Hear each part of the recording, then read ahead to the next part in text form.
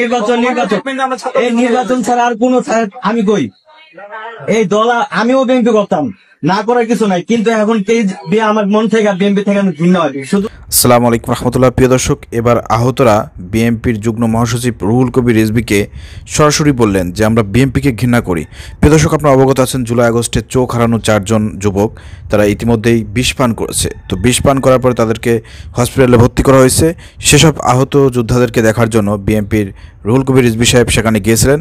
সেখানে যাওয়ার পরেই কিন্তু ছাত্ররা উত্তেজিত হয় এবং রুহুল কবির রিজভীকে ডাইরেক্ট বলেন যে আমরা বিএনপিকে ঘৃণা করি, কারণ বিএনপি শুধু নির্বাচন নির্বাচন নির্বাচন, ছাত্রদেরকে দেখতে আসে না, তাদেরকে আর্থিক সহযোগিতা করে না এবং সরকারের কাছেও দাবি জানাচ্ছে না যে ছাত্রদেরকে সর্বোচ্চ ভালো চিকিৎসা দেওয়া এবং তাদের দেখাশোনা করা।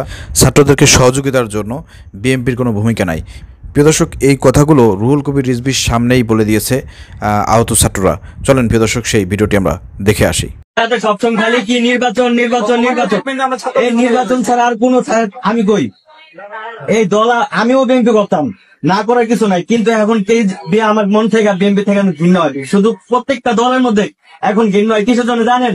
এই 9 মাস 10 মাস ধরে আহতরা যে মেডিকেলে পড়ে আছে, চোখ হারায় মাঝখানে শুনছিলেন হয়তো 2 চোখ হারায় তার বউ ছেড়ে চলে গেছে গা, এটা শুনছিলেন হয়তো। ট্রিটমেন্টের অভাবে তাদের পুনর্বাসনের কোনো খবর নাই, সপ্তাহখানিক দেখতে আসে নাই, কেউ বলা যায় আশ্বাস দেওয়া যায়, কিন্তু এখন যারা পলিটিক্স নিয়ে এখন পুরো ব্যস্ত হয়ে গেছে গা, কিভাবে পলিটিক্স করবে আর কিভাবে নির্বাচন করবে। আহতরা যদি মরেও যায় তাও মনে কোনো দলে মনে হয় না যে দেখতে যাবো কোনোদিনও। আজকে যে আসলেন যদি মরে যাইতো তখন কি আসছেন? তখন ঠিকই আসছেন,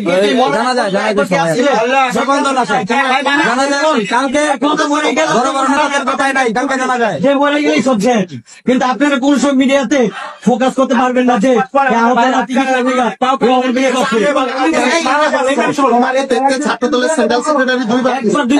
ওনাকে দেখতে আসবে কেন? আপনি যে কথা বলবেন তার চলে যাবেন, একজনের কথা বলতে তারই আপনি দেখবেন আর বাকি থেকে ধরবেন। আপনাদের প্রতি দাবি থাকবে আপনারা সবাই আমাদেরকে নিয়ে এখনো সময় আছে, আপনারা কথা বলেন। নাসির ভাই গেছিল, ভাই যা বলছিল কি জানেন? দর্শক, একটু চিন্তা করে দেখেন এই আহত ছাত্র জনতা তারা কতটা ক্ষিপ্ত বিএনপির উপরে। তারা সরাসরি বিএনপির এই রুহুল কবির রিজভীর নেতার সামনেই বলতেছে আমরা বিএনপি করতাম আগে, কিন্তু এখন কি না করি, কারণ বিএনপি সেই প্রথম থেকে শুরু করে নির্বাচন নির্বাচন নির্বাচন নির্বাচন ছাড়া তো তাদের কোনো আর কাজ নাই। এবং সারা বাংলাদেশে তাদের যে কার্যকর্ম সব কিছু মিলায়ে এই আহত ছাত্র জনতা তারা কিন্তু বিএনপির উপরে খুবই ক্ষিপ্ত। তার বহিঃপ্রকাশ কিন্তু এই হসপিটালে এই আহত ভাইদের মুখ থেকে কিন্তু বের হয়েছে। এরপরে যদি বিএনপি বুঝতে না পারে, এটা বিএনপির একটা ব্যর্থতা।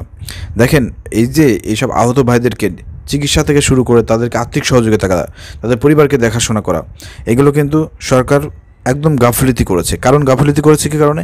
কারণ সরকার ঠিকমতো দেশ পরিচালনা করতে পারতেছে না। এই সরকারকে বাংলাদেশের রাজনৈতিক দলগুলো অসহযোগিতা করতেছে, বিশেষ করে বিএনপি অসহযোগিতা করতেছে।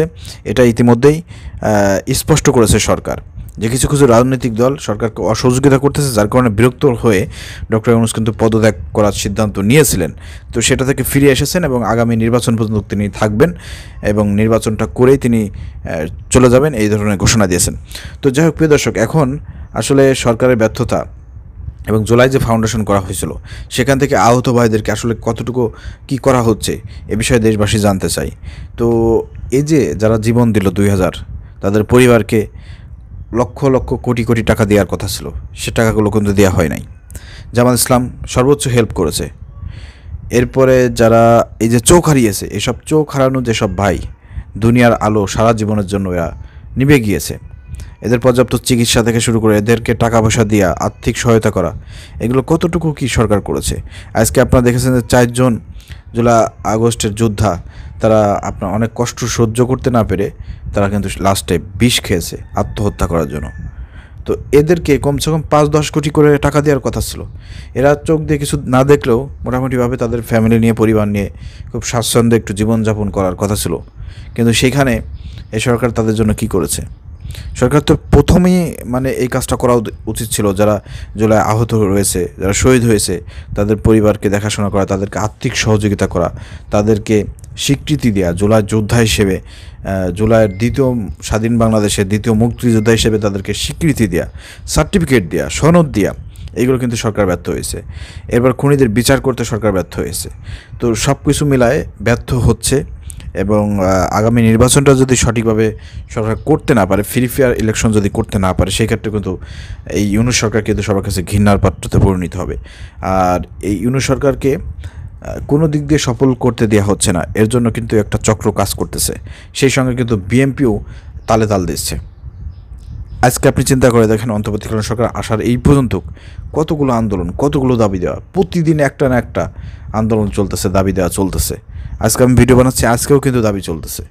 তো এইভাবে তো আসলে একটা দেশ চলতে পারে না। তো সেই জায়গা থেকে রাজনৈতিক দলের অসহযোগিতা, বিএনপির উপরে দেশের মানুষ অনেকটাই ক্ষিপ্ত।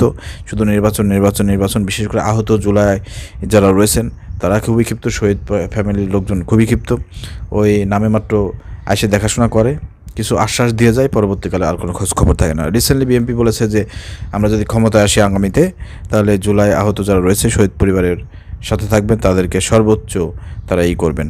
তো এইসব বিএনপি বলেন, অন্যান্য রাজনৈতিক দল বলেন, নির্বাচনের আগে এই ধরনের ভাঙবুং কথাবার্তা সবাই বলে, তাই না? লোভ দেখায় ভোট নেওয়ার জন্য।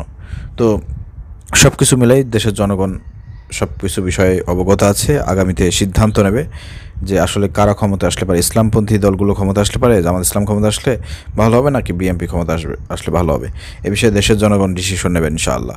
ধন্যবাদ। আসসালামু আলাইকুম রহমতুল্লাহ।